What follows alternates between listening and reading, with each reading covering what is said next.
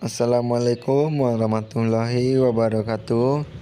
Kembali dengan channel saya Wahyu Kurniawan Rangkoto, yang mana pada video kali ini saya akan menjelaskan materi-materi tentang biologi dasar, yang mana saya sendiri Wahyu Kurniawan dari Tadris IPA Fisika UIN Imam Bonjol Padang, dengan dosen pengampunya Ibu Milyasari SPD MSI.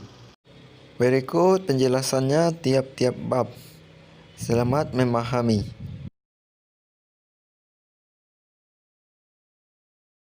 Yang pertama, kita harus tahu apa itu biologi. Biologi berasal dari kata Yunani, yaitu bios yang artinya kehidupan, dan logos yang artinya ilmu. Jadi, biologi adalah ilmu yang mempelajari makhluk hidup. Menurut Campbell, Horace, Mitchell, biologi adalah ilmu yang paling sulit dari semua bidang sains. Sebagian karena sistem makhluk hidup sangatlah kompleks, dan sebagian karena biologi adalah ilmu multidisipliner yang membutuhkan pengetahuan kimia, fisika, dan matematika. Jadi, pengertian biologi secara umum yaitu biologi adalah suatu disiplin ilmu sebagai bagian dari ilmu pengetahuan alam, yakni kajian tentang materi dan energi yang berhubungan dengan makhluk hidup serta proses-proses kehidupannya. Selanjutnya, kedudukan biologi dalam ilmu sains. Biologi merupakan kelompok ilmu murni atau pure science. Kedudukannya sama dengan fisika, kimia, dan matematika. Biologi sebagai ilmu murni berperan dalam pengembangan ilmu terapan applied science. Biologi juga bisa digabungkan dengan ilmu sains lain seperti biologi dengan kimia, yaitu biokimia, biologi dengan matematika, yaitu biometri, biologi dengan teknik, bioteknologi, biologi dengan fisika, biofisika, dan biologi dengan geografi, yaitu biografi. Tahukah kalian bahwa biologi memiliki cakupan yang sangat luas? Saking luasnya, biologi memiliki cabang yang begitu banyak. Di antaranya botani, yaitu kajian tentang tumbuhan, zoologi, kajian tentang hewan, anatomi, berkaitan dengan struktur dalam tubuh makhluk hidup, histologi, berkaitan dengan jaringan tubuh makhluk hidup, tumbuhan, dan hewan, mikrobiologi berkaitan dengan mikroorganisme, fisiologi berkaitan dengan fungsi kerja tubuh, ekologi hubungan timbal balik antar makhluk hidup dengan lingkungannya, dan masih banyak lagi cabang ilmu biologi yang lainnya seperti genetika, anatomi, taksonomi, virologi, dan yang lain-lainnya. Allah SWT telah menciptakan berbagai macam di atas dunia ini. Salah satunya makhluk hidup yang mempunyai ciri-ciri sebagai berikut. Yang pertama, bergerak. Ada berbagai macam cara bergerak makhluk hidup. Yang pertama, berjalan atau berlari. Yang kedua, melompat. Yang ketiga, merata. Yang keempat, terbang. Yang kelima, berenang. Ciri yang kedua, makan. Yang ketiga, merasa. Ada beberapa macam, yaitu merasa marah, merasa menangis, tertawa. Dan yang ciri keempat, bernapas. Ada yang bernapas dengan paru-paru, ada yang bernapas dengan insang, dan ada yang bernapas dengan trakea. Yang kelima, berkembang biak. Berkembang biak terbagi 3 macam, yaitu dengan cara beranak, bertelur, dan bertunas. Dan ciri yang terakhir yaitu tumbuh.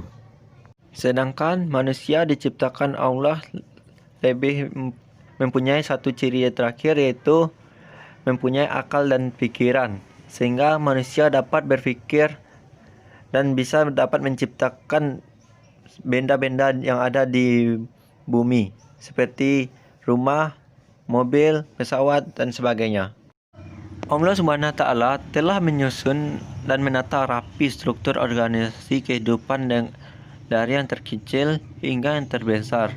Urutan yang pertama yang paling kecil yaitu atom. Di atas atom ada molekul, selanjutnya ada organel sel. Di atas organel sel ada sel. Di atas sel ada jaringan. Jaringan yang di sini seperti sistem saraf, sistem jaringan, otak, dan lain-lain. Di atas jaringan ada organ seperti jantung, paru-paru, dan lain-lain. Dan di atas organ ada sistem organ seperti sistem pernafasan, sistem pencernaan, dan yang lain-lain. Di atas sistem organ ada organisme seperti seekor kuda ataupun seekor rusa. Di atas organisme ada populasi. Populasi yaitu gabungan dari beberapa makhluk hidup seperti gabungan dari kuda dan rusa. Di atas populasi ada ekosistem. Ekosistem di sini adalah gabungan dari beberapa populasi. Dan di atas ekosistem ada bioma. Dan selanjutnya di atas bioma ada biosfer. Biosfer yaitu gabungan dari semua makhluk hidup yang ada di muka bumi ini. Selanjutnya keanekaragaman hayati atau keanekaragaman makhluk hidup. Pengertiannya itu keanekaragaman hayati merupakan variasi atau perbedaan bentuk-bentuk makhluk hidup, meliputi perbedaan pada tumbuhan, hewan, dan mikroorganisme, materi genetik yang dikandungnya, serta bentuk-bentuk ekosistem tempat hidup suatu makhluk hidup. Manfaat keanekaragaman makhluk hidup yaitu 1. Meningkatkan kesejahteraan manusia. Contohnya semakin banyak sumber pangan, obat, bahan bangunan, dan lain-lain. 2. Menjaga kestabilan lingkungan. Contohnya apabila ada hewan yang punah maka ekosistem tidak akan stabil lagi. Keanekaragaman hayati terbagi menjadi 3, yaitu keanekaragaman hayati tingkat gen, seperti jenis kucing-kucingan, yaitu seperti kucing Persia, kucing Angora, kucing Siam, kucing Ragdoll, dan sebagainya. Selanjutnya keanekaragaman tingkat spesies atau jenis, yaitu seperti macan, harimau, kucing, singa, dan lain-lainnya. Selanjutnya keragaman tingkat ekosistem, yaitu seperti ekosistem savana, ekosistem gurun, ekosistem stepa, dan sebagainya lainnya. Seorang peneliti dalam melakukan penelitiannya, dia mengikuti beberapa langkah hingga memperoleh hasil penelitiannya. Beberapa langkah itu disebut dengan metode ilmiah. Berikut beberapa langkah metode ilmiah. Yang pertama, menemukan pertanyaan melalui literasi maupun pengamatan. Yang kedua, menentukan latar belakang hal yang ingin kamu teliti. Yang ketiga, menentukan hipotesis berdasarkan hasil bacaan dan nalar peneliti atau merumuskan hipotesis. Yang keempat, menjawab hipotesis melalui penelitian dan eksperimen yang telah diatur dan direncanakan. Yang kelima, analisis prosedur. Yang keenam, jika analisis prosedur benar, maka lanjut ke langkah keenam, yaitu menghubungkan hasil penelitian dan hipotesis. Dan jika analisis prosedur salah, maka kembali lagi ke langkah 4, yaitu menjawab hipotesis melalui penelitian dan eksperimen yang telah diatur dan direncanakan. Setelah langkah ke-6 yaitu menghubungkan hasil penelitian dan hipotesis, maka lanjut ke langkah ke-7, yaitu pembuktian. Apabila terbukti benar, maka lanjut ke langkah ke-8, dan jika pembuktiannya tidak terbukti benar, maka kembali lagi ke langkah ke-3, yaitu menentukan hipotesis berdasarkan hasil bacaan dan nalar peneliti atau merumuskan hipotesis. Dan jika benar, maka lanjut ke langkah 8, yaitu menyimpulkan hasil penelitian, yaitu kesimpulan ilmiah diperoleh melalui rangkaian metode ilmiah yang turut, runtun, dan terbukti validitasnya. Ada beberapa petunjuk bahwa adanya evolusi dari masa ke masa. Di antaranya yaitu fosil, embriologi, homologi, analogi, petunjuk secara biokimia, adanya variasi dalam satu spesies, adanya organ-organ tubuh yang tersisa, petunjuk peristiwa domestikasi. Berikut penjelasan tiap poin-poinnya. Yang pertama, fosil merupakan sisa-sisa cetakan ataupun bekas dari hewan maupun tumbuhan yang telah membatu. Fosil ini sebagai bukti adanya peristiwa evolusi yang dapat menentukan umur dengan cara menghitung laju erosi, demenstasi, kandungan garam, dan kadar radioaktifnya. Berikutnya, embriologi merupakan hewan-hewan kelas vertebrata seperti ikan, reptil, aves, dan mamalia. Meskipun tubuh individu dewasanya berbeda, namun fase perkembangan embrionya sangat mirip. Embriologi terbagi dua, yaitu ontogeni, perkembangan individu mulai dari sel telur hingga individu tersebut mati. Yang kedua, filogeni, sejarah perkembangan organisme dari filum yang paling sederhana hingga yang paling sempurna. Berikutnya, homologi. Dua organ tubuh dikatakan homolog apabila mempunyai asal sama secara embriologik, tetapi fungsi dan bentuk berbeda. Contohnya, alat gerak manusia dan sirip ikan memiliki bentuk rangka yang sama namun perbedaan fungsinya. Berikutnya, analogi. Mempunyai asal yang berbeda namun memiliki fungsi yang sama. Contohnya, sayap kupu-kupu dengan sayap kelelawar memiliki bentuk rangka yang berbeda namun memiliki satu fungsi yang sama, yaitu untuk terbang. Selanjutnya, petunjuk secara biokimia. Digunakan uji presiptin endapan yang ada dasarnya adanya reaksi antara antigen antibodi. Semakin banyak endapan yang terbentuk, maka semakin jauh hubungan kekerabatannya. Berikut adanya variasi dalam satu spesies.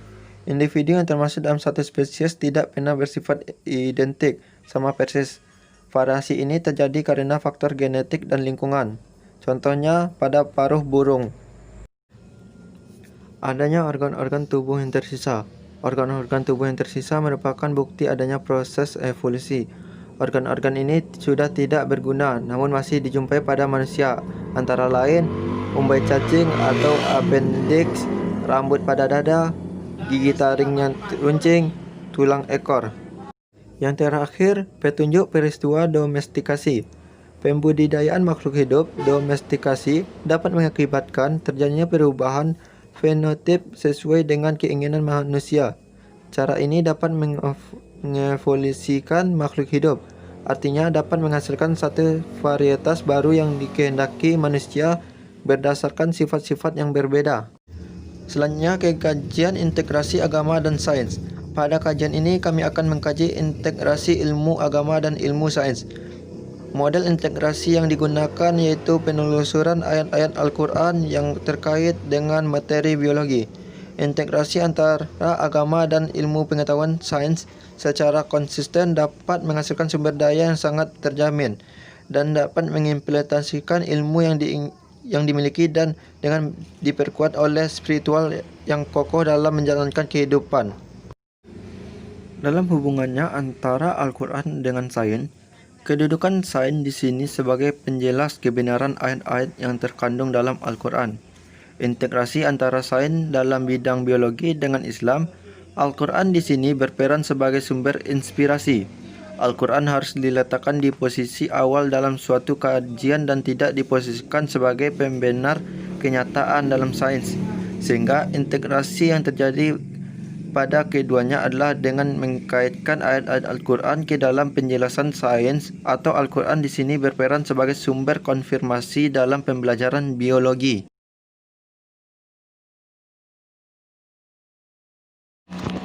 Baiklah, kita akan menjelaskan pengertian atom, unsur, molekul, larutan, dan aplikasi ikatan kimia. Yang pertama, pengertian atom. Atom berasal dari kata Yunani yaitu atomos yang mempunyai arti tidak dapat dipotong. Sesuai dengan pengertian tersebut, atom adalah suatu partikel penyusun semua benda yang berukuran dengan sangat kecil. Di dalam atom tersebut juga terdapat subatom, yakni partikel penyusun atom yang ukurannya lebih kecil lagi. Sulit untuk kita bayangkan berapa kecil atom ini. Satu titik yang terdapat di akhir kalimat ini saja mempunyai panjang sekitar 20 juta atom. Pada tiap-tiap atom mempunyai inti yang terdiri atas proton, neutron, dan elektron. Adapun struktur atom yaitu yang pertama inti atom. Di dalam inti atom terdapat proton. Proton ditemukan oleh Rutherford. Proton adalah partikel yang berkontribusi pada muatan positif atom. Dan ada juga neutron. Neutron ditemukan oleh James Chadwick. Neutron adalah partikel penyusun inti atom yang tidak bermuatan atau netral. Di luar atom atau nukleus terdapat bagian lain yang jauh lebih besar yang berisi elektron. Elektron ditemukan oleh J.J. Thomson. Elektron adalah partikel penyusun bagian luar atom yang bermuatan negatif. Berikutnya pengertian unsur. Unsur kimia adalah suatu spesies atom yang memiliki jumlah proton yang sama dalam inti atomnya, yaitu nomor atom atau zat yang sama. Sebanyak 118 unsur telah didefinisikan, yang 94 diantaranya terjadi secara alami di bumi, sedangkan 24 sisanya merupakan unsur sintetis. Terdapat 80 unsur yang memiliki sekurang-kurangnya satu isotop stabil dan 38 unsur yang merupakan radionukleida yang seiring berjalannya waktu meluruh menjadi unsur lain. Besi adalah unsur penyusun bumi paling melimpah berdasarkan massa, sementara oksigen adalah yang paling melimpah di kerak bumi. Istilah unsur atau elemen digunakan untuk atom-atom dengan jumlah proton tertentu tanpa menghiraukan apakah mereka terionisasi atau berikatan kimia. Misalnya hidrogen dalam air, maupun sebagai zat kimia murni yang mengandung unsur tunggal, misalnya gas hidrogen. Berikutnya pengertian molekul. Molekul adalah sekumpulan dua atom atau lebih dalam suatu susunan tertentu yang terikat bersama oleh gaya-gaya kimia atau yang disebut dengan ikatan kimia. Suatu molekul terdiri dari dua atom atau lebih yang terikat satu sama lain. Rumus kimia suatu molekul tersebut menunjukkan banyak jenis dan jumlah atom yang menyusun molekul tersebut. Molekul terbagi menjadi dua, yaitu molekul unsur yang hanya terdapat satu jenis atom penyusun, dan molekul senyawa terdapat lebih dari satu jenis atom penyusun. Selanjutnya, larutan. Dalam kimia, larutan adalah campuran homogen yang terdiri dari dua atau lebih zat. Zat yang jumlahnya lebih sedikit di dalam larutan disebut zat terlarut atau solut, sedangkan zat yang jumlahnya lebih banyak daripada zat-zat lain dalam larutan disebut pelarut atau solvent. Komposisi zat terlarut dan pelarut dalam larutan dinyatakan dalam konsentrasi larutan, sedangkan proses pencampuran zat terlarut dan pelarut membentuk larutan disebut pelarutan atau solvasi. Konsentrasi larutan menyatakan secara kuantitatif komposisi zat terlarut dan pelarut di dalam larutan. Konsentrasi umumnya dinyatakan dalam perbandingan jumlah zat terlarut dengan jumlah zat total zat dalam larutan, atau dalam perbandingan jumlah zat terlarut dengan jumlah pelarut. Materi selanjutnya, unsur pembangun kehidupan. Unsur pokok yang dimaksud adalah air. Karenanya, air berperan penting dalam kehidupan di dunia.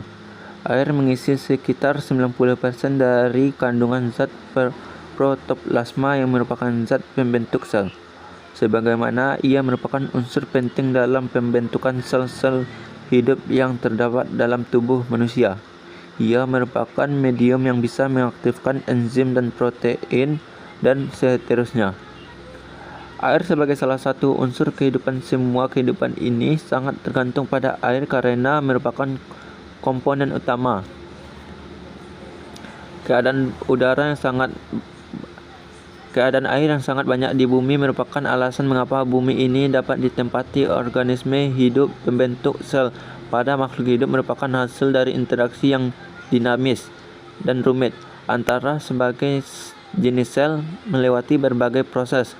Agar interaksi ini bisa efektif, maka diperlukan hal-hal pokok yang bisa mensenyawakan suatu berbagai sel sehingga proses kehidupannya bisa terus berkembang. Dalam sistem kehidupan, air mempunyai berbagai macam fungsi, di antaranya air sebagai pelarut yang baik, air sebagai pengatur pH, dan air sebagai pengatur suhu. Materi selanjutnya, fungsi dan karakter air yang menopang kehidupan. Air adalah materi di dalam kehidupan. Tidak ada satupun makhluk hidup yang ada di planet ini yang tidak membutuhkan air. Di dalam sel hidup, baik pada sel tumbuh-tumbuhan, pada hewan, termasuk di dalamnya pada manusia, akan terkandung sejumlah air yang lebih dari 75% pada sel tumbuhan atau lebih dari 67% pada hewan terdiri dari air. Kebutuhan terhadap air untuk keperluan sehari-hari di lingkungan rumah tangga ternyata berbeda-beda untuk tiap tempat. Lingkungan atau tiap lingkungan atau tiap bangsa atau negara. Semakin tinggi taraf kehidupan, semakin meningkat pula kebutuhan manusia terhadap air. Materi selanjutnya yaitu alasan karbon sebagai bahan dasar senyawa organik kehidupan. Karbon sebagai bahan dasar senyawa organik penyusun kehidupan. Atom karbon memiliki 4 ikatan kovalen, akan menempatkan karbon di tengah dan memungkinkan terjadinya molekul yang besar dan kompleks, bahkan bergandengan membentuk rantai. Rantai karbon merupakan dari molekul organik yang kompleks dalam organisme hidup. Suatu molekul organik dapat meningkatkan dengan adanya isotop, yaitu molekul yang sama tetapi berbeda, dengan rumus molekul yang sama tetapi berbeda rumus bangunan dan propertinya. Hal ini dikarenakan karbon merupakan unsur penyusun makhluk hidup. Sebagai contohnya, sel tersusun atas karbon, karbohidrat, protein, dan lipid. Karbohidrat sendiri tersusun atas rantai karbon. Sel ini merupakan penyusun dasar sehingga secara tidak langsung karbon merupakan penyusun utama makhluk hidup. Zat penyusun makhluk hidup terdiri atas 2, yaitu senyawa organik dan senyawa non-organik. Senyawa organik merupakan senyawa karbon, oksigen, dan hidrogen. Senyawa organik ini merupakan penyusun dari karbohidrat, protein, dan lemak. Senyawa anorganik merupakan senyawa selain karbon, oksigen, dan hidrogen. Senyawa anorganik ini seperti kalsium, seperti tulang, tersusun atas senyawa anorganik. Materi selanjutnya yaitu 4 makromolekul utama dalam sistem kehidupan. Makromolekul merupakan molekul besar yang terdiri atas banyak atom dan blok penyusun. Sebagian besar makromolekul berupa polimer atau suatu molekul panjang yang terdiri atas banyak blok penyusun identik, dihubungkan dengan ikatan-ikatan kovalen. Sel hidup memiliki 4 makromolekul, yaitu karbohidrat, lipid, protein, dan asam. Karbohidrat adalah polihidroksi aldehida golongan aldosa atau polihidroksi keton golongan ketosa dengan rumus molekul CH2O. Karbon berfungsi sebagai bahan bakar atau sumber energi, bahan penyusun struktur sel, dan sumber energi. Karbohidrat merupakan polimer yang tersusun dari monomer-monomer. Berdasarkan jumlahnya monomer penyusun polimer, karbohidrat dapat digolongkan menjadi monosakarida, disakarida, dan polisakarida. Yang kedua, lipid. Lipid berfungsi sebagai komponen struktural membentuk sel, cadangan bahan bakar atau sumber energi, lapisan pelindung, dan komponen vitamin dan komponen hormon. Lipid bersifat hidrofobik, yaitu sedikit atau tidak memiliki afinitas ketertarikan terhadap air. Yang ketiga, protein. Protein merupakan komponen penyusun sel yang meliputi sekitar 50% dari bobot kering sel tersebut. Protein berfungsi sebagai dukungan struktural, penyimpanan, pergerakan, transfer substansi tertentu, pengiriman sinyal, enzim, dan pertahanan untuk melawan substansi asing. Molekul protein sangat beragam, baik struktur maupun fungsinya. Yang keempat yaitu asam nukleat. Asam nukleat berfungsi sebagai tempat penyimpanan sifat individu yang diwariskan, penyimpanan energi, dan koenzim. Asam nukleat merupakan polinukleotida, yaitu suatu polimer yang satuan penyusunnya adalah nukleotida. Nukleotida terdiri atas 3 komponen, yaitu basa nitrogen, pentosa atau gula berkarbon 5, dan gugus fosfat. Materi selanjutnya yaitu menelaah integrasi antara biologi sains dan Islam yang berkaitan dengan peran air dalam kehidupan. Fungsi air sebagai sarana kehidupan diungkapkan dalam firman Allah SWT. Dialah yang telah menurunkan air hujan dan dari langit untuk kamu. Sebagiannya menjadi minuman dan sebagiannya menyuburkan tumbuh-tumbuhan yang ada tempat tumbuhan. Kamu mengembala ternak. Quran Surah An-Nahl ayat 10. Bahkan dinyatakan bahwa semua yang hidup dijadikan dari air, seperti yang disebut dalam surah An-Anbiya ayat 30. Dan apakah orang kafir tidak mengetahui bahwanya langit dan bumi itu keduanya dahulu adalah suatu yang padu. Kemudian kami pisahkan antara keduanya dan dari air kami jadikan segala kehidupan. Kemudian kami pisahkan antara keuangan dan air kami jadikan segala hidup. Tidaklah mereka mau beriman juga. Fungsi lain dari menyatakan bahwa air adalah untuk menyucikan diri dari sesuatu yang kotor. Materi selanjutnya yaitu menelaah integrasi antara biologi sains dan Islam yang berkaitan dengan keterkaitan materi-materi organik dan air dengan proses penciptaan manusia. Air merupakan kebutuhan pokok dan esensial bagi manusia dan makhluk hidup di muka bumi ini. Oleh karena itu, keberadaannya merupakan anugerah teragung yang dilimpahkan Allah SWT kepada seluruh makhluknya. Sebab dengan air Allah menghidupkan segala makhluk di atas bumi ini, menyebarkan rezeki melalui pemanfaatan sebagai zat yang menumbuhkan tanaman, sebagai minum bagi binatang, ternak, dan bahkan sebagai sumber energi yang tidak dapat diperbarui. Di sisi lain, air juga dapat mendatangkan bahaya dan bencana besar bagi ekosistem makhluk hidup di muka bumi ini, seperti datangnya banjir, air pasang tepi laut, dan longsor. Namun datang bencana tersebut apakah disebabkan oleh kesalahan alam ataukah manusia yang salah mengelola alam ini?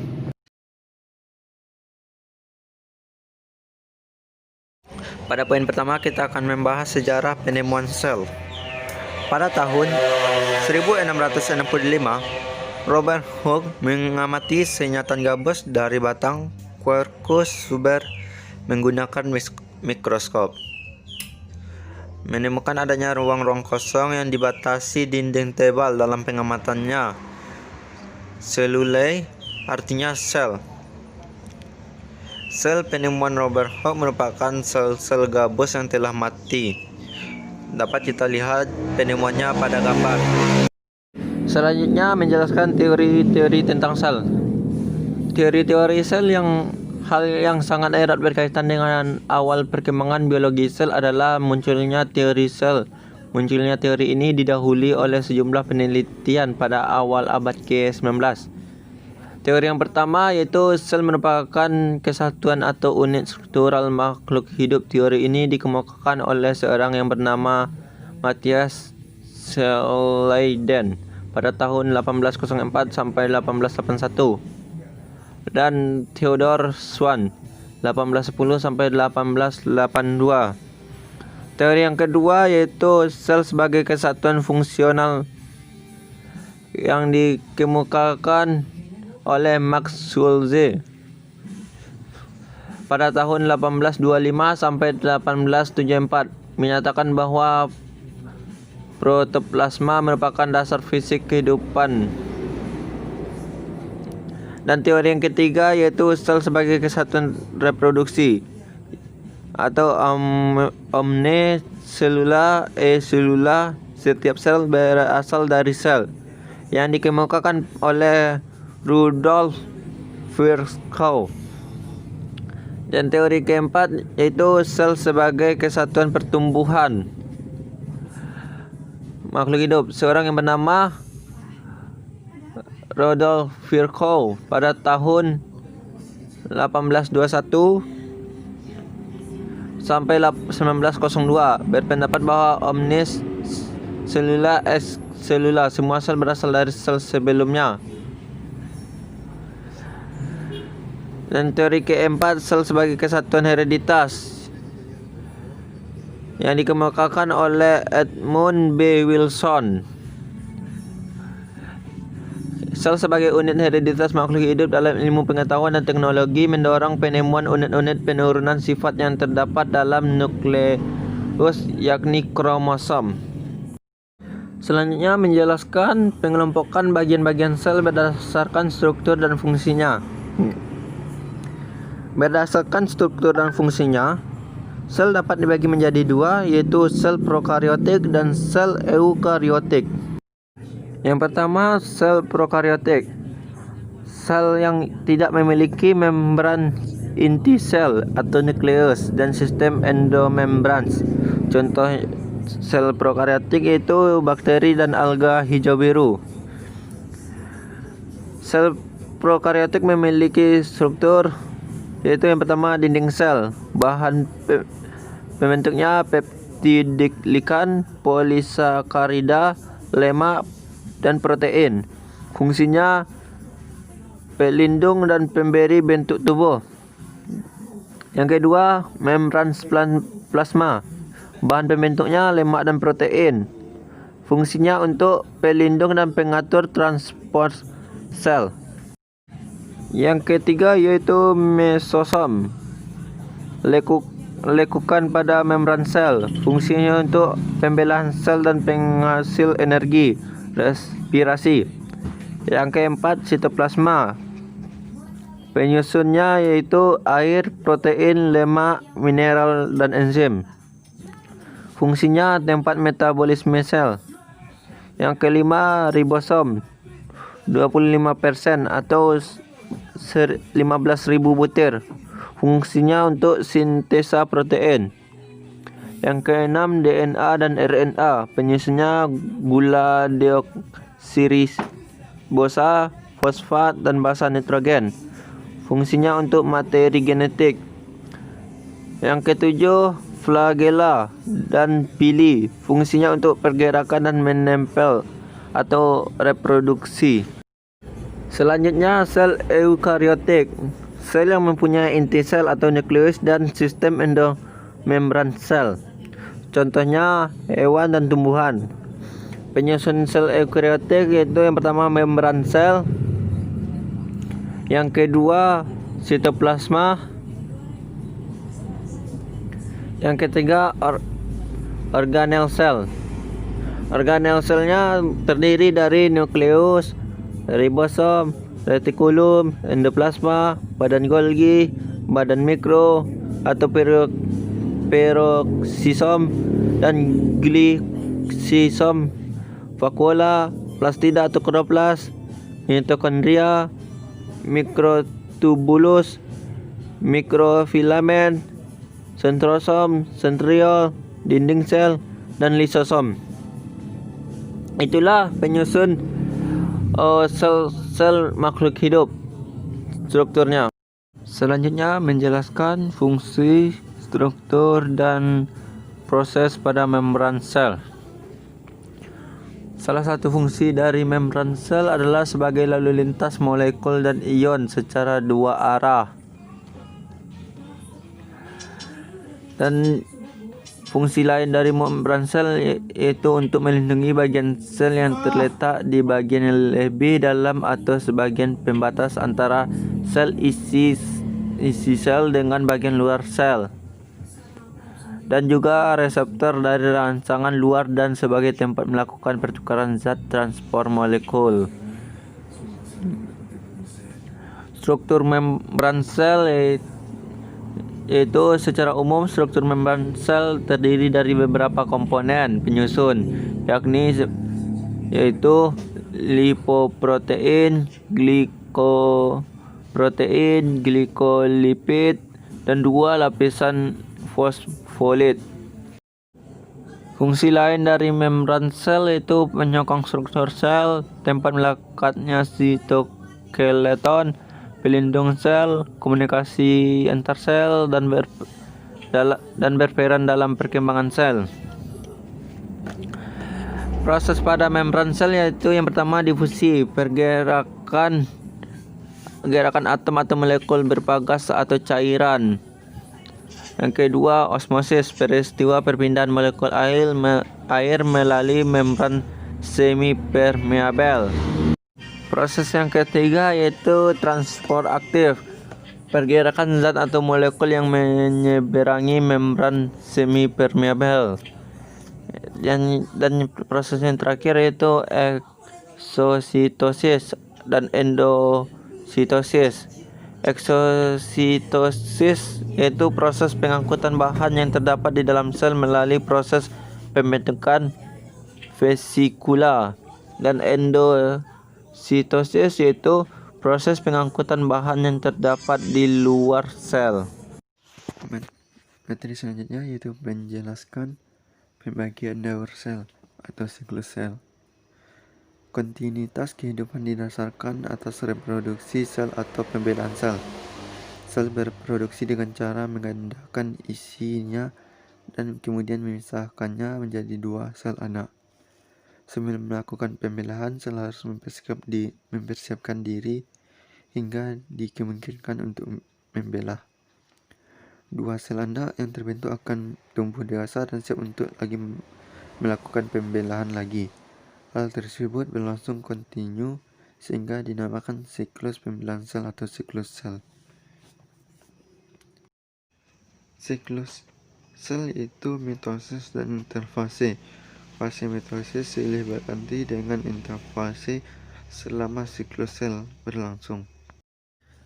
Fase-fase dalam siklus sel yaitu yang pertama, siklus sel yang terdiri dari interfase dan mitotik fase. Interfase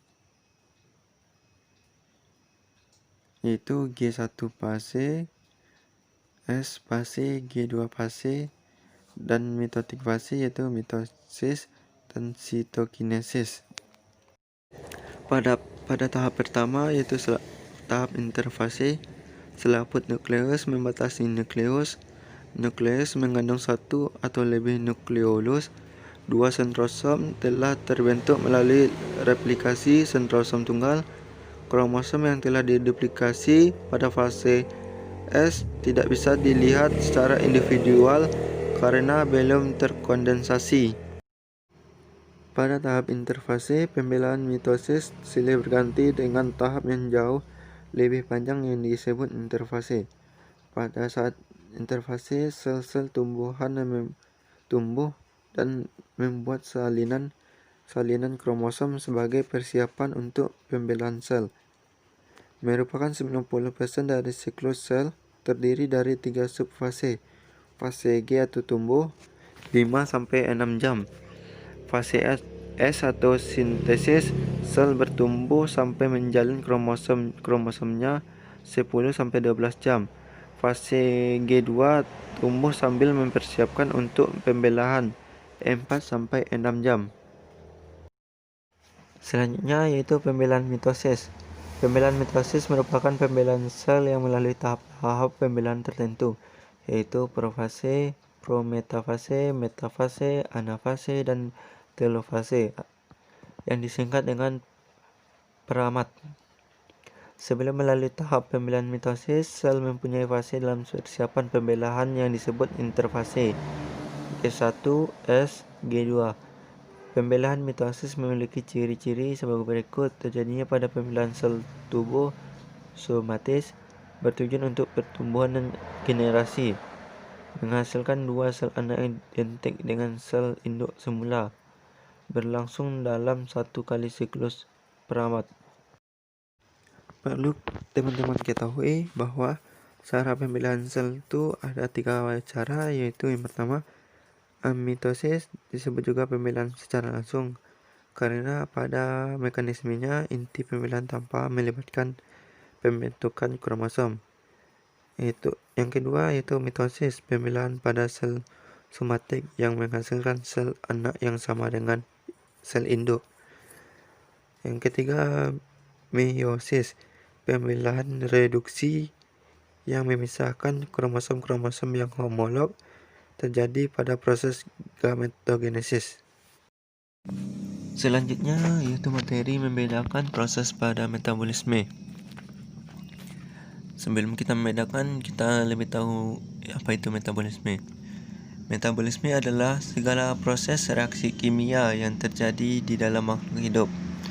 Mulai dari hidup bersel satu yang sangat sederhana seperti bakteri, protozoa, jamur, tumbuhan, hewan, sampai makhluk hidup yang susunan tubuhnya kompleks seperti manusia.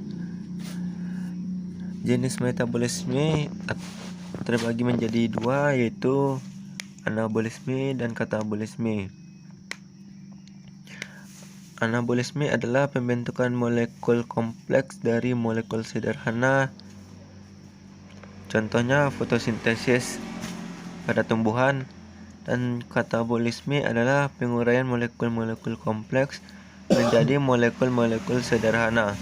Contohnya pada respirasi, makanan yang dikonsumsi oleh organisme akan mengalami proses metabolisme. Dapat kita bedakan antara anabolisme dan katabolisme dari proses cara kerjanya. Anabolisme merupakan proses sintesis molekul kecil menjadi molekul yang lebih besar. Sedangkan katabolisme adalah sebaliknya, yaitu proses penguraian molekul besar menjadi molekul kecil. Selanjutnya, anabolisme adalah proses yang membutuhkan energi, sedangkan katabolisme adalah proses yang melepaskan energi. Dan anabolisme merupakan reaksi reduksi, sedangkan katabolisme adalah reaksi oksidasi. Seringkali hasil akhir anabolisme ini merupakan senyawa pemula untuk katabolisme, sehingga antara mereka saling keterkaitan. Selanjutnya, keajaiban sel sebagai bukti kebesaran Allah. Setiap masing-masing sel yang membelah mengandung semua informasi genetik dalam seorang manusia. Artinya, setiap sel sebenarnya memiliki kemampuan untuk membuat otot, jantung, sel darah merah, ataupun jaringan-jaringan lainnya dalam tubuh. Contoh pembentukan ginjal dan kode-kode fungsinya terdapat pada sel, seperti dalam Quran surah As-Sajdah ayat 5, siapa yang memerintahkan sel untuk membelah dan terspesialisasi pada tengah-tengah yang berbeda selama pembelahan itu. Bagaimana sel memiliki indera untuk mematuhi perintah tersebut? Baiklah, kita langsung saja masuk pada materi yang pertama, yaitu prinsip dasar pewarisan sifat berdasarkan hukum Mendel. Salah satu tokoh peletak prinsip dasar genetika adalah Georg John Mendel, seorang ilmuwan dan penyelidik tanaman berkebangsaan Austria. Pada tahun 1866, Mendel melaporkan hasil penyelidikannya selama bertahun-tahun atas kacang Ricus atau Capri, atau bahasa latinnya Pisum sativum. Untuk mempelajari sifat menurun, Mendel menggunakan kacang Ricus dengan alasan memiliki pasangan sifat yang menyokong, bisa melakukan penyerbukan sendiri, segera menghasilkan keturunan atau umur pendek. Hukum Mendel yang pertama yaitu hukum segregasi. Pasangan alel akan berpisah pada saat pembentukan gamet dan masing-masing gamet akan bertemu secara random ada saat pembuahan. Alel dominan disimbolkan dengan huruf kapital, sedangkan alel resesif dengan huruf kecil.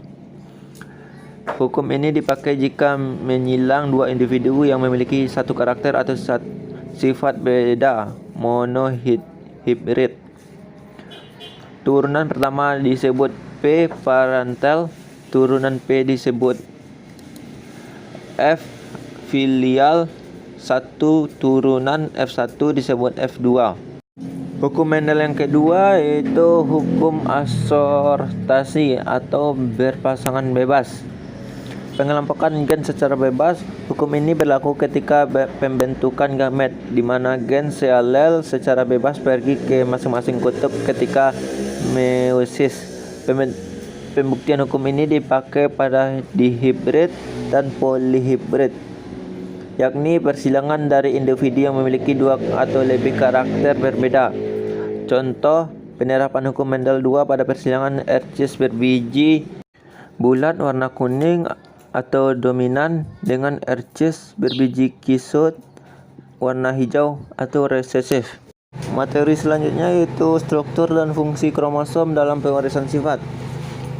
Kromosom terbentuk dari rantai panjang DNA yang dilipat berkali-kali dengan protein histone sedemikian rupa sehingga dapat masuk ke dalam inti sel yang kecil.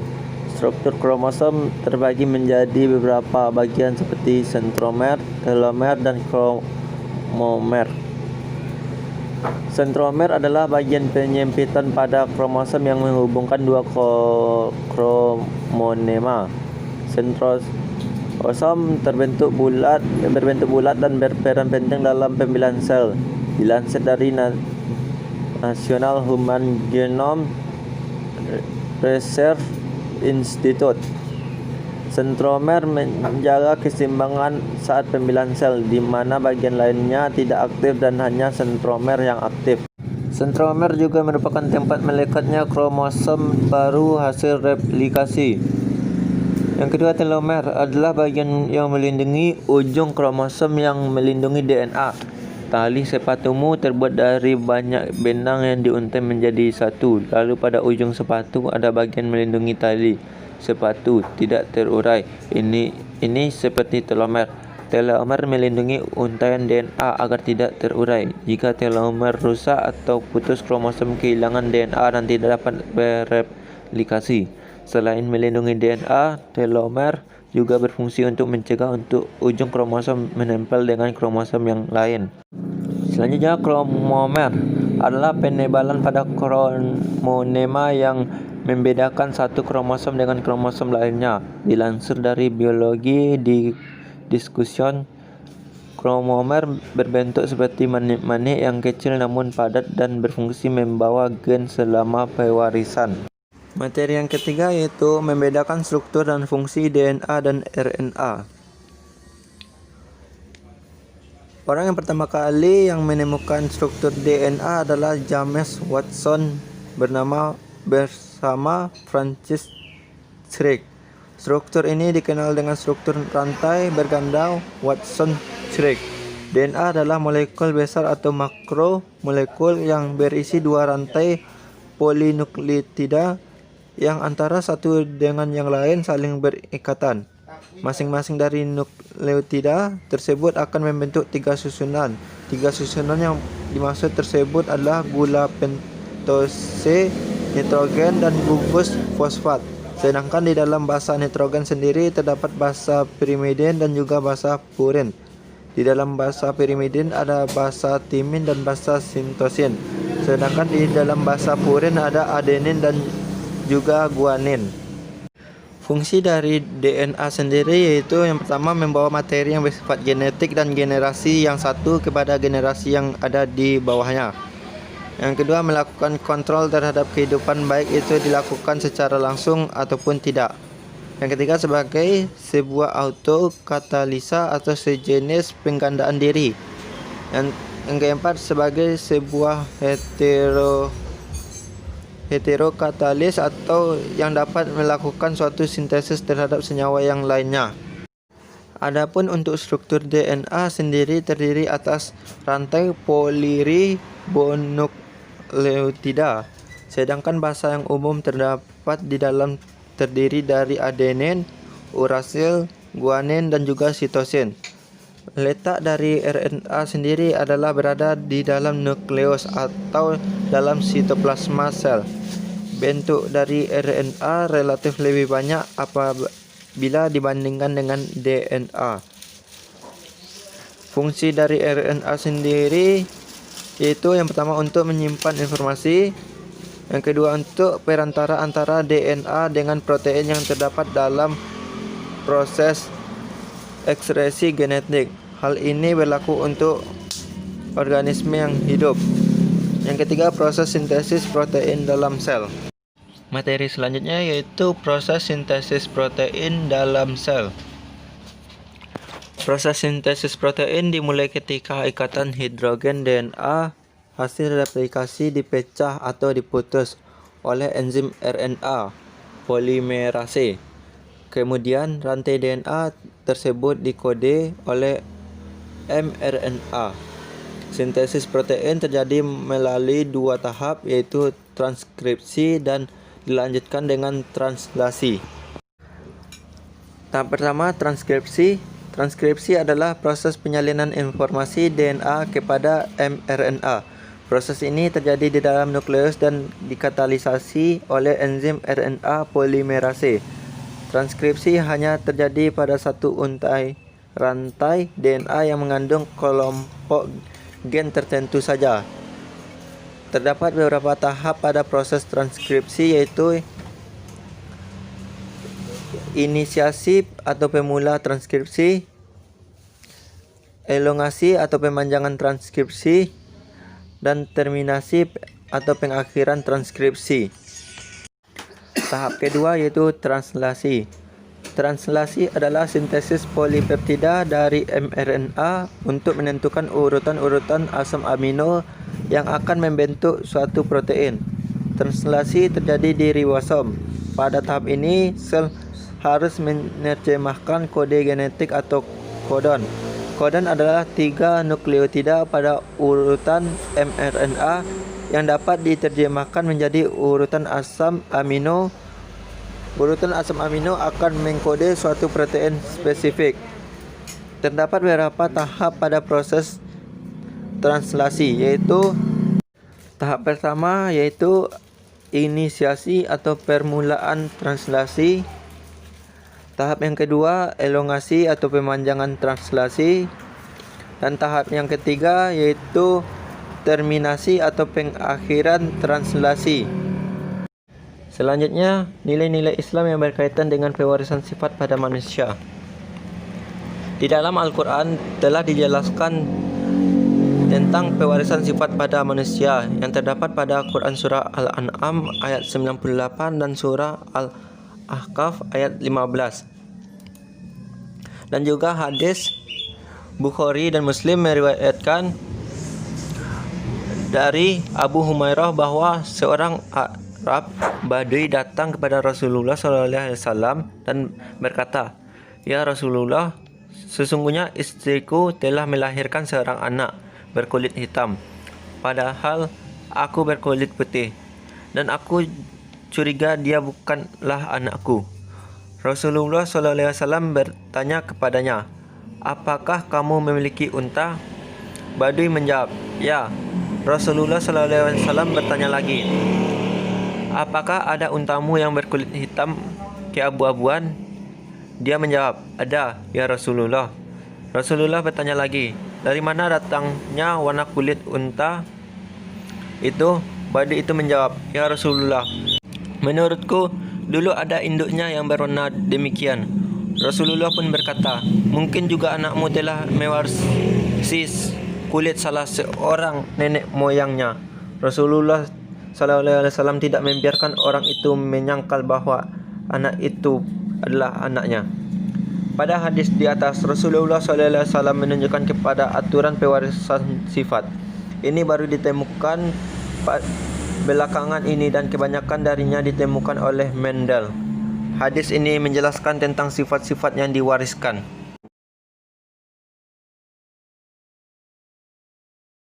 Langsung kita pada materi yang pertama, yaitu perbedaan evolusi berdasarkan pandangan Darwin, Lamarck, dan Weismann.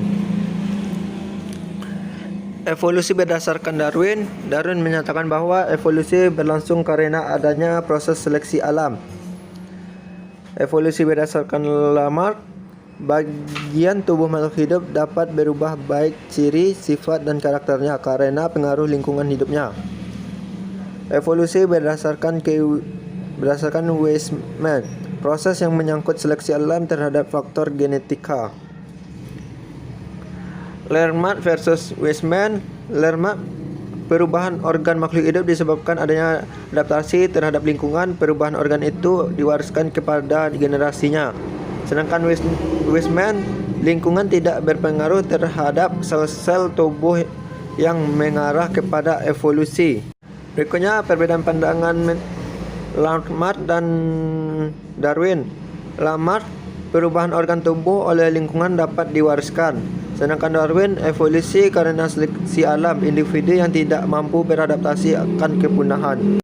Materi yang kedua, tahapan asal mula kehidupan berdasarkan teori Darwin. Teori yang pertama, teori abiogenesis, menyatakan bahwa asal mula organisme hidup adalah karena zat yang tak hidup atau merupakan kejadian spontan. Teori yang kedua, biogenesis, menyatakan bahwa asal usul kehidupan adalah karena sel-sel hidup yang sudah ada sebelumnya atau suatu organisme. Yang ketiga, teori evolusi, teori yang membahas bagaimana makhluk hidup dapat berkembang, asal-usulnya, serta keterkaitannya genetik antara makhluk hidup yang satu dengan yang lain. Materi selanjutnya, proses terbentuknya fosil sebagai bukti bentuk kehidupan di masa lalu. Proses pertama, selama periode Jurassik sekitar 150 juta tahun silam, kerang amonit mati dan jatuh ke dasar laut. Selanjutnya, bagian-bagian tubuh amonit yang lunak meluruh sendiri atau dimakan oleh predator. Lalu, cakang yang telah kosong mulai ditimbuni oleh pasir dan lumpur, sehingga lapisan pasir dan lumpur tertekan sehingga membatu. Setelah selang waktu sangat lama, lapisan tersebut terangkat dan tersembul di daratan di atas permukaan air laut. Selanjutnya, erosi memecah lapisan dan memaparkan fosil amonit, sehingga pada akhirnya seorang pemburu fosil membelah batu itu agar dapat melihat wujud fosil seutuhnya dan mengamati bekas cetakan fosil. Selanjutnya, materi bentuk-bentuk kehidupan yang pernah ada di muka bumi berdasarkan temuan fosil. Yang pertama, zaman Archaeum. Sekitar 2.500 tahun yang lalu. Zaman Archaeum ini masa awal, artinya masa awal pembentukan bumi dan inti sampai kulit bumi. Kondisi bumi pada saat itu belum stabil dan memiliki udara yang sangat panas, sehingga tidak memungkinkan adanya kehidupan. Batuan tertua tercatat sekira 3,8 miliar tahun. Karakteristik berlangsung kurang lebih 2.500 juta tahun yang lalu. Belum ada kehidupan, bumi masih berupa planet bola gas yang sangat panas. Selanjutnya, zaman Paleozoikum. Sekitar 340 juta tahun yang lalu. Zaman Paleozoikum adalah zaman bumi purba. Maksudnya masa ketika pada permukaan bumi mulai terbentuk hidrosfer dan atmosfer. Saat itu sudah mulai ada tanda-tanda kehidupan dengan munculnya organisme bersel tunggal yang kemudian berkembang menjadi organisme bersel banyak atau multiseluler. Kemudian muncullah organisme-organisme yang memiliki organ tubuh lebih kompleks, dari jenis invertebrata bertubuh lunak, ubur-ubur, cacing, koral, ikan tanpa rahang, ladang laut, bintang lili laut, dan beberapa hewan laut lainnya. Zaman ini ditandai dengan muncul kehidupan darat yang berasal dari air. Pada masa itulah muncul tumbuhan dan hewan dan berkembang pertama kalinya, termasuk tumbuhan ekor kuda, amfibi, serangga, dan reptilan. Zaman ini keadaan bumi masih belum stabil, iklim masih berubah-ubah dan curah hujan sangat besar.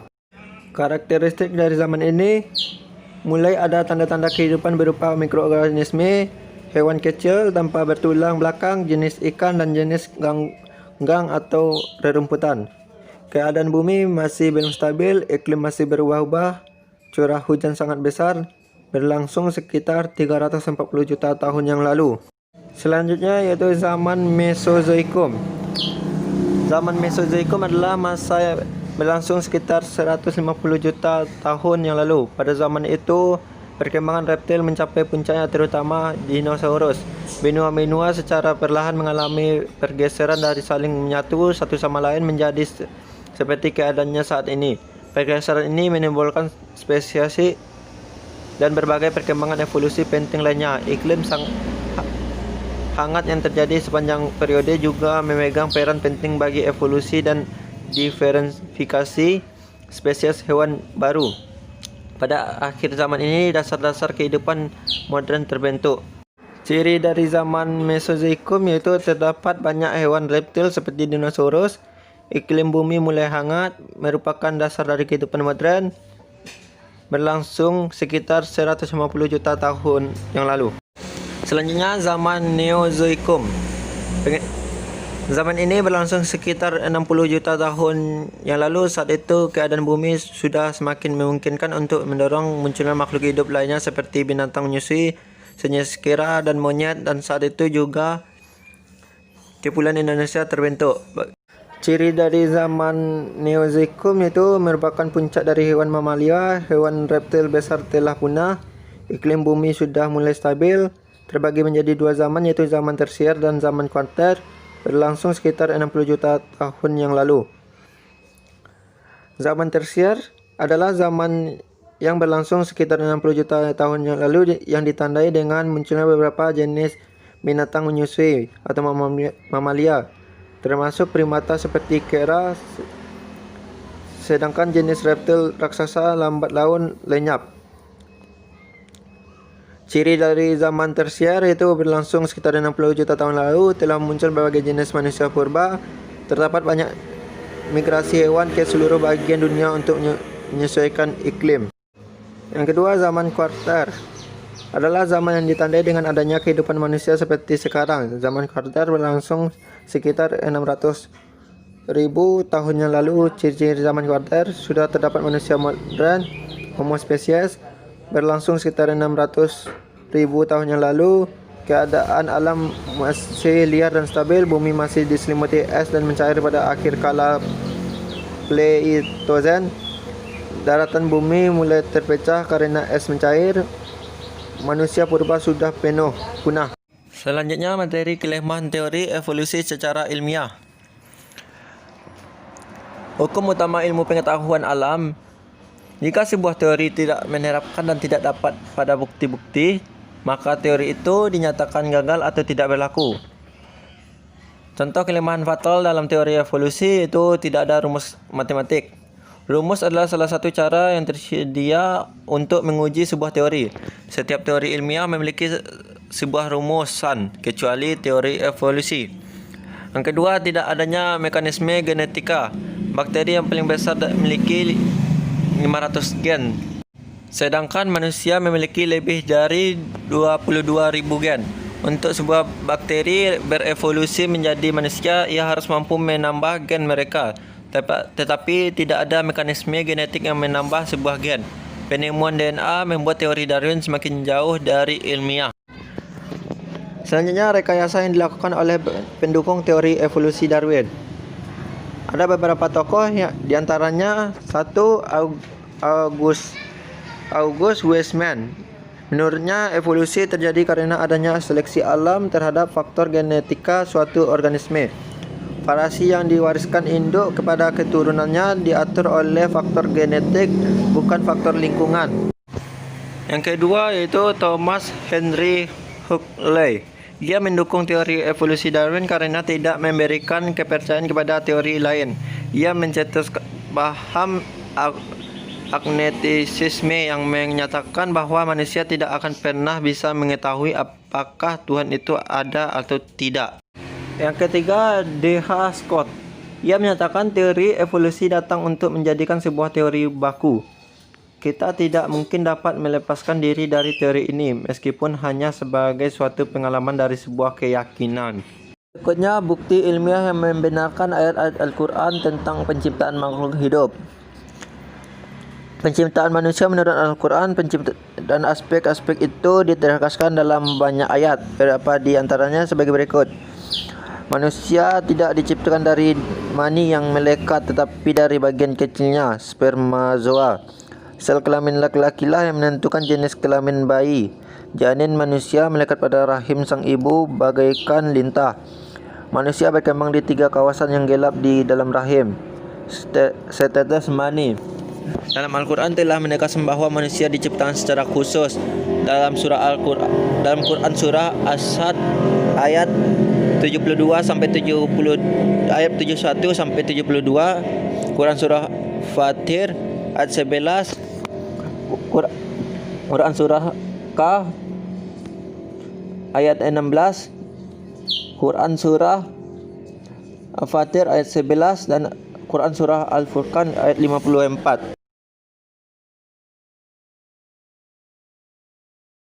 Langsung saja kita pada materi yang pertama, yaitu menjelaskan keterkaitan 3 tingkat keanekaragaman hayati. Tingkat yang pertama, keanekaragaman tingkat gen atau genetika, merupakan keanekaragaman yang terjadi antara individu satu dengan lainnya yang masih dalam satu spesies. Hal ini disebabkan adanya variasi komposisi dan susunan gen pada masing-masing individu meskipun mereka satu spesies, sehingga di dunia ini tidak ada makhluk hidup yang sama persis. Yang kedua, keanekaragaman tingkat jenis atau spesies, merupakan keanekaragaman individu yang berbeda spesies, memperlihatkan adanya variasi bentuk, kenampakan dan variasi sifat lainnya antara spesies satu dengan lainnya.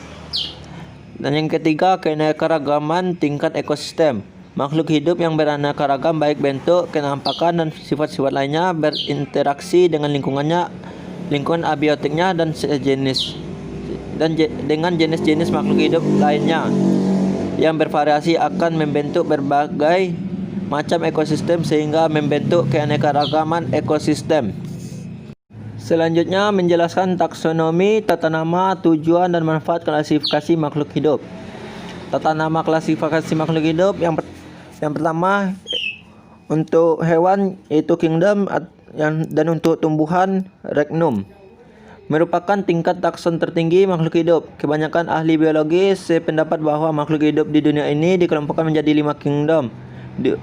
Diusulkan oleh Robert Whittaker tahun 1969. Kelima kingdom tersebut antaranya Monera, Protista, Fungi, Plantae dan Animalia. Tingkat kedua yaitu phylum untuk hewan dan divisi untuk tumbuhan atau keluarga besar. Nama phylum digunakan pada dunia hewan dan nama division digunakan pada tumbuhan. Phylum dan division terdiri atas organisme yang memiliki 1 atau 2 persamaan ciri. Tingkat ketiga, kelas. Kelompok takson yang satu tingkat lebih rendah dari phylum atau division. Yang tingkat keempat, ordo atau bangsa. Setiap kelas terdiri dari beberapa ordo. Pada dunia tumbuhan, nama ordo umumnya diberi akhiran ales. Yang tingkat kelima, famili. Famili merupakan tingkat takson di bawah ordo. Nama famili tumbuhan biasanya diberi akhiran asae, sedangkan untuk hewan biasanya diberi nama idea. Dalam penyebutan Indonesia, nama suku selalu diulang penyebutannya. Kacang-kacangan, anggrek-angrekan, jahe-jahean. Tingkat ke-6, genus atau marga. Genus adalah takson yang lebih rendah daripada famili. Nama genus terdiri atas satu kata, huruf pertama ditulis dengan huruf kapital dan seluruh huruf dalam kata itu ditulis dengan huruf miring atau dibedakan dari huruf lainnya. Yang tingkat terakhir yaitu spesies atau jenis.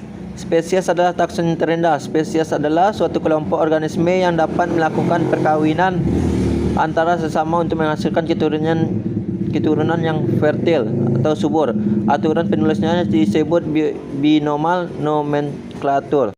Tujuan dari klasifikasi makhluk hidup adalah mengelompokkan makhluk hidup berdasarkan persamaan ciri-ciri yang dimiliki, mendeskripsikan ciri-ciri suatu jenis makhluk hidup untuk membedakan dengan makhluk hidup dari jenis yang lain, mengetahui hubungan kekerabatan antar makhluk hidup, memberi nama makhluk hidup yang belum diketahui namanya.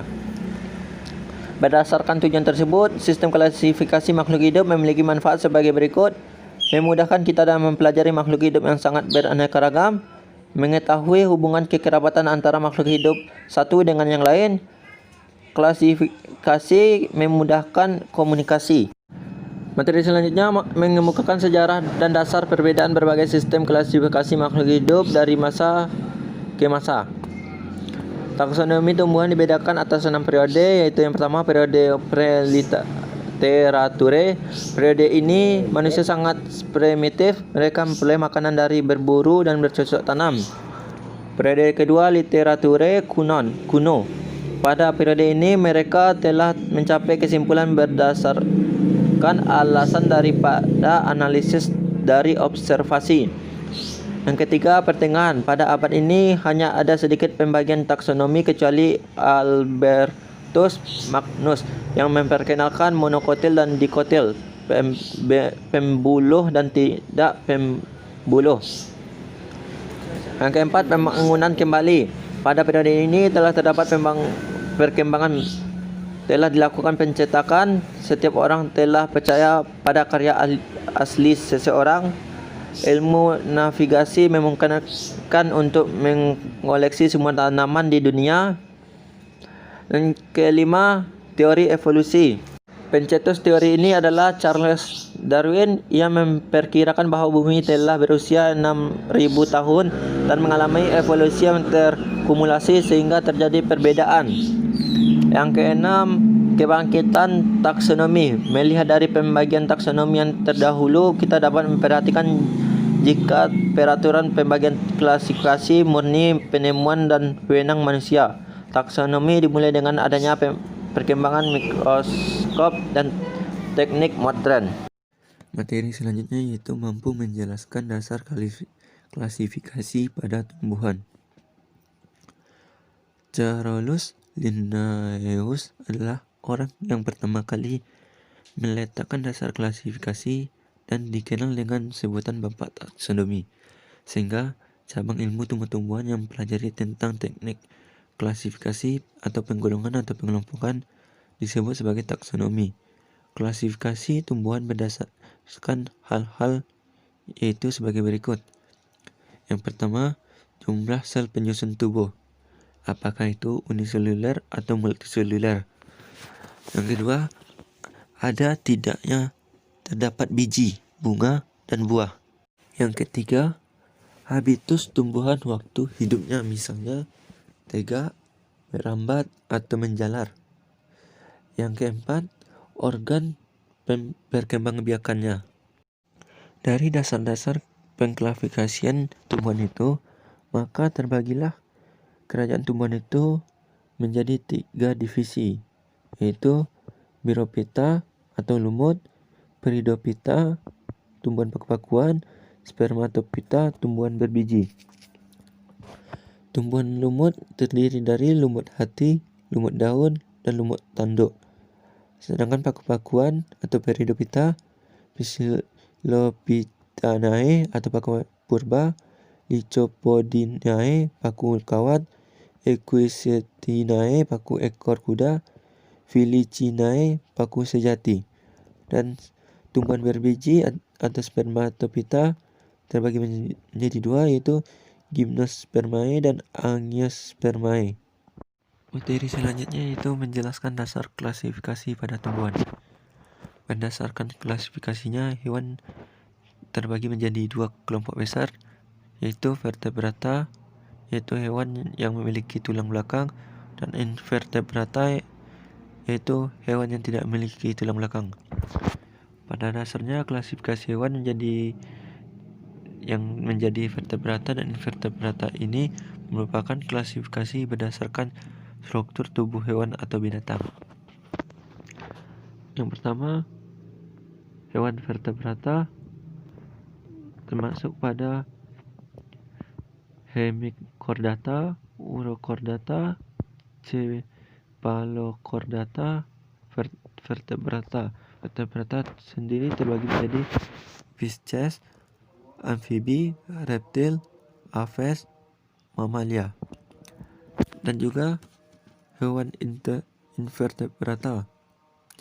Hewan invertebrata terbagi menjadi Porifera, Coelenterata, Palithehelminths, Nemathehelminths, Annelida, Mollusca, Arthropoda, Echinodermata. Dan ada juga penggolongan atau pengklasifikasian dunia hewan berdasarkan tempat hidupnya, seperti hewan yang hidup di darat, hewan yang hidup di air, dan hewan hidup di 2 alam atau amfibi. Dan ada juga berdasarkan jenis makanannya, herbivora yaitu hewan yang pemakan tumbuhan, karnivora yaitu hewan pemakan daging, dan omnivora hewan yang pemakan segalanya, baik tumbuhan maupun daging. Dan ada juga berdasarkan penutup tubuhnya, hewan yang ditutupi sisik, hewan yang ditutupi bulu, hewan yang tubuhnya ditutupi rambut, hewan yang tubuhnya dilindungi cangkang. Ada juga berdasarkan cara gerak, hewan bergerak dengan kaki, hewan bergerak dengan sayap, dan ada hewan yang bergerak dengan rumput perut. Dan ada juga yang bergerak dengan sirip seperti ikan. Dan berdasarkan perkembangbiakannya, ovipar yaitu hewan yang berkembang biak dengan cara bertelur, vivipar yaitu berkembang biak dengan cara beranak, dan ovivipar yaitu berkembang biak dengan cara bertelur dan beranak seperti ular. Berdasarkan cara bernafasnya, hewan yang bernapas dengan insang, hewan yang bernapas dengan trakea, hewan yang bernapas dengan paru-paru, hewan yang bernapas dengan kulit, hewan yang bernapas dengan paru-paru dan juga kulit. Selanjutnya, kajian Islam yang berkaitan dengan keanekaragaman hayati. Timbulnya keanekaragaman hayati di alam raya ini merupakan suatu bukti dari kekuasaan Allah SWT. Sebagaimana Allah telah berfirman dalam Quran surah Toha ayat 53 yang artinya, yang telah menjadikan bagimu bumi sebagai hamparan, yang telah menjadi bagimu di bumi itu jalan-jalan, dan menurunkan dari langit air hujan, maka kami tumbuhkan dengan air hujan itu berjenis-jenis dari tumbuhan yang bermacam-macam. Ada beberapa ancaman bagi keanekaragaman hayati. Yang pertama yaitu kepunahan. Kepunahan biasa, kepunahan di alam, kepunahan lokal, punah secara global, dan punah secara ekologi. Ancaman yang kedua yaitu fragmentasi habitat atau pembagian habitat yang luas menjadi dua atau lebih fragmen, mengakibatkan memperkecil wilayah penyebaran spesies satwa, penurunan kemampuan penyebaran sumber pakan, penurunan populasi, dan keanekaragaman jenis. Penyebab yang ketiga, ancaman yang ketiga yaitu efek tepi, berpengaruh sejauh 500 meter ke dalam hutan. Perubahan mikroklimat, spesies pionir berkembang pesat, perubahan komposisi komunitas, spesies liar mudah berinteraksi dengan SP budidaya. Yang keempat, degradasi habitat dan populasi seperti kebakaran hutan, populasi pestisida, polusi air, polusi udara. Polusi air dapat dibagi menjadi tiga, yaitu eutrofikasi, intrusi air laut, limbah industri. Populasi udara dibagi menjadi tiga juga, seperti hujan asam, produksi ozon, logam berat. Ancaman yang keenam yaitu perubahan iklim atau pemanasan global. Meningkatnya temperatur, mencairnya es di kutub, kematian terumbu karang, meningkatkan intensitas badai tropis atau topan. Yang ketujuh, perburuan atau penggunaan berlebihan. Ledakan populasi manusia menyebabkan kepunahan spesies lain. Kerusakan alam di negara miskin, produksi barang ekspor bagi negara kaya. Eksploitasi dapat dicari dengan rumus P kali A kali T. Dampak populasi manusia terhadap lingkungan. P yaitu jumlah penduduk, A rata-rata penghasilan, dan T tingkat teknologi. Yang kedelapan yaitu introduksi spesies eksotik seperti budidaya pertanian dan perkebunan, budidaya perikanan, tanaman hias, hewan peliharaan.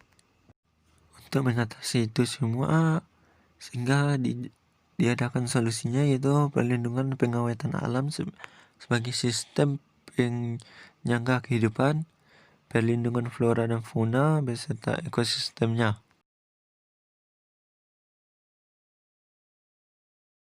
Baiklah, kita langsung pada materi yang pertama, yaitu perbedaan jaringan meristem dan jaringan dewasa pada tumbuhan.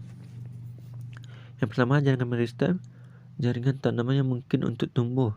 Struktur jaringan meristem primer, meristem sekunder, dan meristem promeristem. Ciri-ciri jaringan meristem yaitu meristem berada pada bagian tumbuh yang masih muda. Jaringan meristem tersusun dari sel-sel muda yang berbentuk sama kecil dan bulat. Selnya memiliki sitoplasma sedikit dan padat.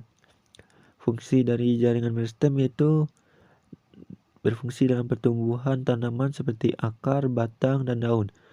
Juga dapat memperpanjang dan memperlebar batang. Jenis jaringan primer berdasarkan letaknya: meristem apikal, meristem lateral, dan meristem interkalar. Dan kedua, jaringan dewasa.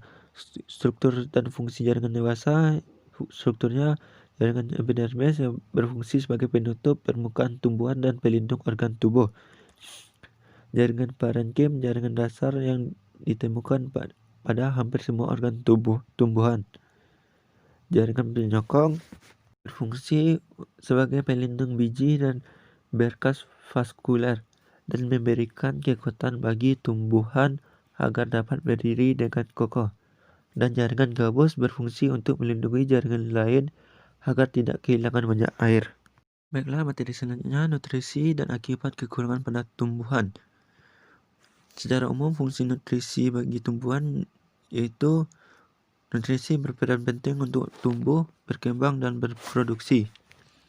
Dan secara umum akibatnya yaitu menghambat pertumbuhan berkembang tumbuhan, terjadi pertumbuhan kerdil, tanaman akan cepat mati, tanaman mudah layu, dan tanaman tumbuh berkurang oksigen, maka tumbuhan akan mati karena tidak dapat membuat makanan. Dan secara perinciannya ada oksigen, fungsinya untuk bahan dasar untuk fotosintesis. Karbon dioksida. Penyakit yang timbul kekurangan karbon dioksida, pertumbuhan dan metabolisme terhambat dan tumbuhnya akan mati. Selanjutnya nitrogen, komposisi protein, asam nukleat, koenzim, dan klorofil. Pertumbuhan terhambat, daun muda akan berwarna hijau pucat dan daun tua akan berwarna kuning. Selanjutnya sulfur, fungsinya komponen sebagian kecil asam amino. Penyakitnya daun berwarna hijau pucat atau kekuningan dan pertumbuhan lambat.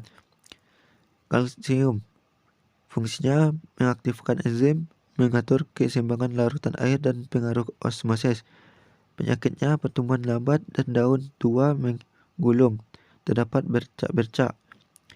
Selanjutnya kalsium mengatur beberapa fungsi sel dan menguat dinding sel. Penyakitnya daun-daun tidak berbentuk, tunas ujung mati, dan pertumbuhan akar terhambat. Selanjutnya yaitu proses penyerapan air dan pengangkutan zat pada tumbuhan. Proses pengangkutan air dan mineral dari akar ke daun ada dua cara, yaitu pengangkutan ekstravaskular, yaitu dengan cara pengangkutan apoplas. Pengangkutannya terjadi pada satu jalur ekstraseluler, dan pengangkutan simplas terjadi setelah air dan mineral masuk ke dalam sel epidermis, bulu akar, terlarut dalam sitoplasma dan vakuola. Dan cara kedua, pengangkutan intravaskular, yaitu tekanan akar, cairan pada sel rambut akar berkurang kekentalannya. Kedua, kapilaritas batang, xilem merupakan pembuluh kapiler dalam tumbuhan. Dan daya hisap daun. Daya hisap daun, air yang susah berada daun mengalami penguapan melalui stomata. Fungsi air pada tumbuhan dan perkembangan tumbuhan yaitu pengisian cairan tubuh tanaman, pelarut unsur hara yang terdapat di dalam tanah, pengangkutan unsur hara ke seluruh organ tubuh, menjadi media dan berlangsungnya biokimia, membantu proses respirasi tumbuhan. Kondisi tanah yang ideal pada tumbuhan yaitu kebutuhan air untuk penyimpanan pada musim kemarau adalah berkisar antara 10.000 sampai 15.000 liter per 10.000 meter persegi atau 1 hektar lahan per hari. Materi selanjutnya yaitu proses fotosintesis pada tumbuhan. Kelebihan gula disimpan sebagai cadangan makanan di akar. Air diserap melalui akar dan tumbuhan melalui batang ke bagian lainnya tumbuhan. Sebuah akar tumbuhan menggantikan air yang hilang selama proses respirasi. Selanjutnya, karbon dioksida masuk melalui stomata dan sebuah bagian daun yang terbuka dan kutikula. Selanjutnya, cahaya matahari masuk ke dalam daun. Air dan karbon dioksida dan cahaya matahari bergabung untuk membuat gula. Selanjutnya, klorofil menyerap gelombang hijau memanjang dari cahaya matahari, membuat tanaman terlihat hijau. Setelah proses fotosintesisnya berlangsung, oksigen dan uap air keluar dari daun melalui stomata. Air yang meninggalkan daun tersebut disebut dengan transpirasi. Ada beberapa faktor yang mempengaruhi fotosintesis, yaitu yang pertama faktor internal atau genetik. Jenis tumbuhan berbeda-beda, walau lingkungan tempat hidupnya sama, maka reaksi fotosintesisnya akan berbeda. Faktor tersebut dikatakan sebagai faktor hereditas atau keturunan. Dan ada juga faktor eksternal, seperti cahaya matahari, ketersediaan air, konsentrasi karbon dioksida, kandungan oksida, temperatur suhu, kadar fotosintesis, tahap pertumbuhan. Selanjutnya itu cara reproduksi pada tumbuhan dan hikmahnya. Cara reproduksi pada tumbuhan ada 2 cara, yaitu secara vegetatif atau aseksual, lebih sering terjadi pada tumbuhan, tidak melibatkan pertemuan gamet jantan dan gamet betina. Cara vegetatif ini terbagi menjadi 2 cara juga, yaitu vegetatif alami dan vegetatif buatan. Selanjutnya dengan cara generatif atau seksual, terjadi baik pada tumbuhan maupun pada hewan, melibatkan pertemuan gamet jantan dan betina. Hikmah dari cara reproduksi pada tumbuhan ini yaitu untuk mengetahui perkembangan pada tumbuhan dengan jangkauan hari, mendapatkan pengetahuan tentang pertumbuhan tanaman, dapat melestarikan dan memperdayakan tanaman. Selanjutnya, faktor-faktor yang mempengaruhi pertumbuhan dan perkembangan pada tumbuhan. Ada 2 faktor. Yang pertama, faktor internal. Faktor internalnya berbentuk gen. Dasar dari faktor internal yang paling tidak bisa ditawarkan karena setiap makhluk hidup tentu saja memiliki gen. Yang kedua yaitu hormon, yaitu senyawa organik alami yang pada konsentrasi rendah memberikan pengaruh yang besar pada bagian proses fisiolog. Perannya bersifat pleiotropik. Satu hormon berperan pada beberapa fenomena fisiologi. Hormonnya seperti auksin, giberelin, sitokinin, gas etilen, asam absisat, asam traumalin, kalin. Dan ada juga faktor dari luar atau eksternal, yaitu berupa nutrisi, air, kelembapan, cahaya, suhu, dan yang lain-lain. Selanjutnya, kajian Islam yang berkaitan dengan tumbuhan, yaitu terdapat pada Quran Surah Al-Isra ayat 44, yang artinya langit yang 7, bumi dan semua yang ada di dalamnya bertasbih kepada Allah, dan tak ada satupun melainkan bertasbih dengan memujinya, tetapi kamu sekalian tidak mengerti tasbih mereka. Sesungguhnya Dia adalah Maha Penyantun lagi Maha Pengampun.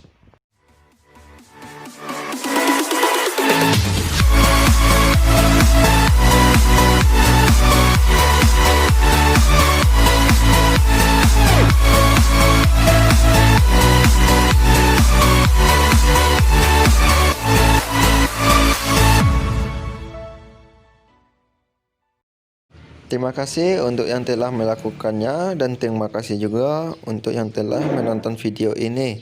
Saya akhiri dengan wabillahi taufiq wal hidayah. Wassalamualaikum warahmatullahi wabarakatuh.